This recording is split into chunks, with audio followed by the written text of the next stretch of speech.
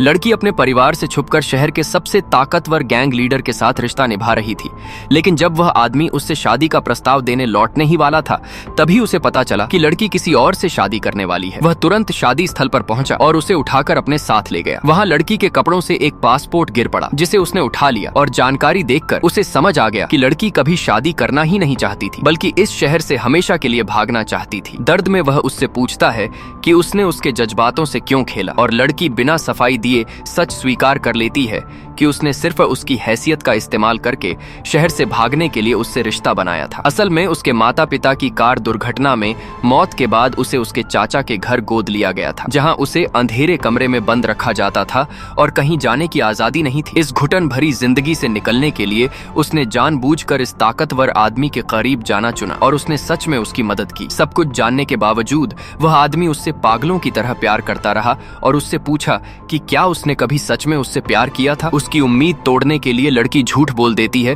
कि उसने कभी उससे प्यार नहीं किया। आदमी पूरी तरह टूट जाता है और फिर भी अपने प्यार की वजह से उसे आजादी देते हुए एयरपोर्ट छोड़ा है। उसके जाने के बाद वह आदमी हर दिन दर्द में जीता है। जब वह उसकी बनाई पेंटिंग्स देखता है तो रो पड़ता है और उनमें छुपा उसका सारा दर्द समझ जाता है। उसे अफसोस होता है कि वह उसे पहले बचा नहीं सका। छोटा भाई उसे ढूंढने की सलाह देता है, लेकिन वह मना कर देता है क्योंकि लड़की कोई संपर्क छोड़कर नहीं गई थी। निराशा के उसी दौर में लड़की की सबसे अच्छी दोस्त उससे मिलने आती है और एक तोहफा देने को कहती है। बातचीत में वह चोरी से लड़की का पता बता देती है और कहती है कि लड़की हमेशा उससे प्यार करती थी। यह सुनकर आदमी हिम्मत जुटाकर उसे ढूंढने जाता है। आर्ट स्टूडियो में पहुंचकर देखता है कि लड़की पेंटिंग पूरी करके कमजोरी से गिरने वाली है। वह समय पर उसे संभाल लेता है। घर ले जाकर निजी डॉक्टर बुलाता है। डॉक्टर बताता है कि लड़की को लंबे समय तक परिवार ने कैद में रखा था और उसके जख्म भरने में कम से कम 6 महीने लगेंगे। यह सुनकर आदमी अपराध बोध से भर जाता है।